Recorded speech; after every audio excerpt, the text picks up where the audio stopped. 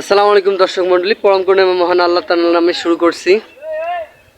আমি আজকে আত্মীয়র বাড়িতে দাওয়াত পালন করার জন্য আসছিলাম। এখানে সানিয়াজানের কাছাকাছি আত্মীয়র বাড়ি। এখানে দাওয়াত পালন শেষে আমি এই 2 নং সানিয়াজান ব্রিজে বর্তমান দাঁড়িয়ে আছি।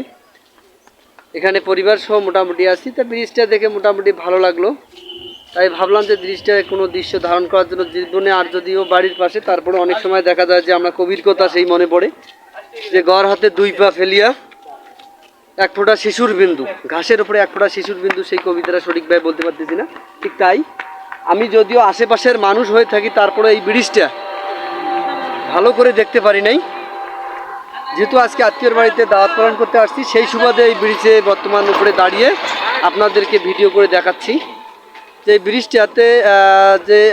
এই ব্রিজটাতে আমাদের এইদিকে চাপানি যাওয়ার জন্য সহজ। আমরা যারা বড়খাতা হাতিবান্ধার মানুষ, এই ব্রিজটা ব্যবহার করে চাপানি আনাসে আমরা যেতে পারি।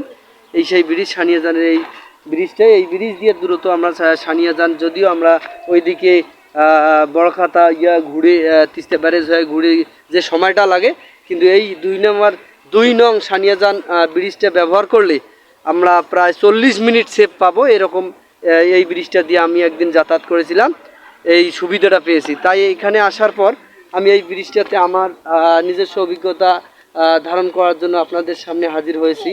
দেখেন এই ব্রিজের দৃশ্যটা দেখেন, আমাদের এইদিকে কত বড় নদী, ওই যে এক চাষা কত সুন্দর নৌকা বাইয়ে, তার ওইদিকে নৌকা বাইয়ে বিভিন্ন জাল বসাইছে, এই জালগুলোতে মাছ সংগ্রহ করতেছে তারা। যেহেতু বাংলাদেশ একটা নদীমাতৃক দেশ, তারই প্রমাণ আমাদের দেশে অসংখ্য নদী ছড়িয়ে ছিটিয়ে আছে। যদিও আমরা আমাদের অর্থের অভাবে বিভিন্ন জায়গা যেতে পারি না, আমি যতটুকু পারছি আপনাদের দেখানোর জন্য এখানে দেখাইতেছি। সেটা আপনারা দেখেন যে এই নদীমাতৃক বাংলাদেশের আমাদের যে সমস্যাগুলো, এই নদী এলাকা আমরা শুনছি বা আমরা জানি বর্তমান যে তিস্তা মহাপরিকল্পনা সেটা বাস্তবায়ন মোটামুটি চুক্তি এবং সই চীনের সাথে হয়ে গেছে অলরেডি।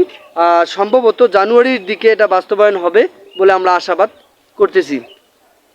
যদি এটা বাস্তবায়ন হয়, তাহলে এই তিস্তা পাড়ের মানুষের যে দুঃখ দুর্দশা, যেটা এতদিন এই তিস্তার যে ভয়াল গ্রাস, তিস্তায় যে মানুষের লক্ষ লক্ষ জমি এবং মানুষের জীবন জীবিকা থেকে শুরু করে সমস্ত জিনিস যে ধ্বংস হয়ে যায়, তিস্তার অববাহিকায় মানুষের যে অসংখ্য জমি নষ্ট হয়ে যায়, এই জমিগুলা উদ্ধার হবে যদি আমাদের এই মহাপরিকল্পনা অবশ্যই বাস্তবায়ন হয়।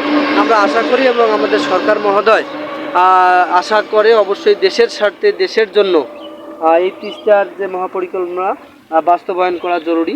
এখানে আমরা যদি দেখি, এই যে এখানে দেখেন এক চাষা, এই যে আপনারা দেখতে পাচ্ছেন এক চাষা মাছ ধরতেছে, এই দেখেন নদীর জাল ভিতরে, আপনারা দেখতে পাবেন। এই যে ভেতরে নিচে দেখেন কত সুন্দর চাচা মাছ মারতেছে। ওই যে মসজিদের হুজুর আছে, কত সুন্দর, আমি বাঁকা করে আপনাদের দেখাচ্ছি। তো তাই এখানকার আশেপাশের জনজীবনে যদিও আমরা তাদের জীবনে একটা দুঃখ দুর্দশা থাকে, কিন্তু এই এলাকার মানুষের মাছের অভাব হয় না। এলাকার মানুষের মাছের কখনো অভাব হয় না। তারা মনে করেন যে ঘর থেকে এক পা ফেললেই নদী, জাল বুনলেই মাছ। তারা মাছে ভাতে বাঙালির যে বিষয়টা, এখানে কোনো সমস্যা হয় না। প্রতিদিনে তারা মাছ, তাদের 1 বেলা 2 বেলা 4 বেলা যে বেলায় হোক না কেন, তাদের মাছ থাকবেই।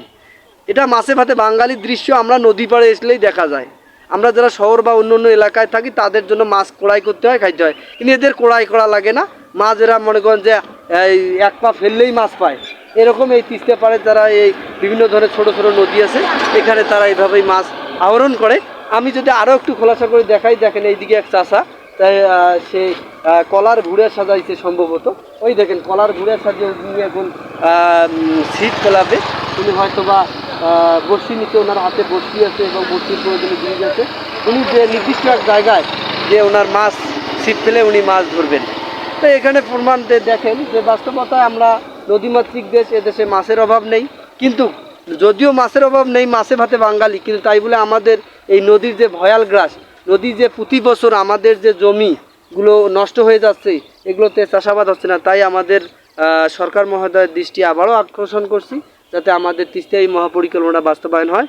এই বলে আমি আমার বক্তব্য শেষ করছি। আল্লাহ হাফেজ।